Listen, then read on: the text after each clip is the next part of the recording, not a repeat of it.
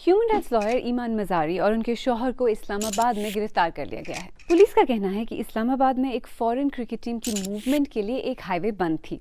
ईमान मज़ारी और उनके शौहर ने इस रोड क्लोजर की खिलाफ वर्जी की, ऑब्स्टिकल्स हटाने की कोशिश की, पुलिस को धक्के और गालियां भी दी। ईमान मज़ारी पीटीआई की फॉर्मर लीडर शिरीन मज़ारी की बेटी हैं। देखें, लाहौर है, लेकिन अगर आप लाहौर में रहते हैं तो आपके लिए ये कोई खबर नहीं कि हवा की क्वालिटी बहुत ही ख़राब है। इनफैक्ट रिसेंटली लाहौर का एयर क्वालिटी इंडेक्स या AQI 800 तक पहुंच गया था। 150 से ज़्यादा का AQI अनहेल्दी समझा जाता है और 500 से ज़्यादा हैजर्डस।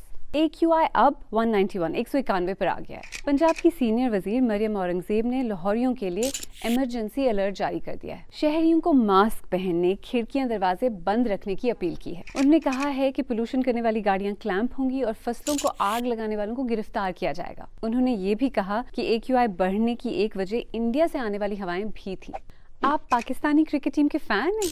वाह, खतरों के खिलाड़ी। आपके लिए खबर यह है कि पाकिस्तान क्रिकेट बोर्ड ने ऑस्ट्रेलिया के अपकमिंग वनडे और T20 टूर के लिए एक नए हेड कोच को अपॉइंट कर दिया है, जेसन गिलेस्पी। उन्हें गैरी कर्स्टन के इस्तीफे के बाद हेड कोच अपॉइंट किया गया है। आपको याद है, गैरी कर्स्टन को सिर्फ 6 माह पहले ही अपॉइंट किया गया था। उन्होंने इस्तीफे की वजह PCB के साथ इररेकंसाइलेबल डिफरेंसेस बताई।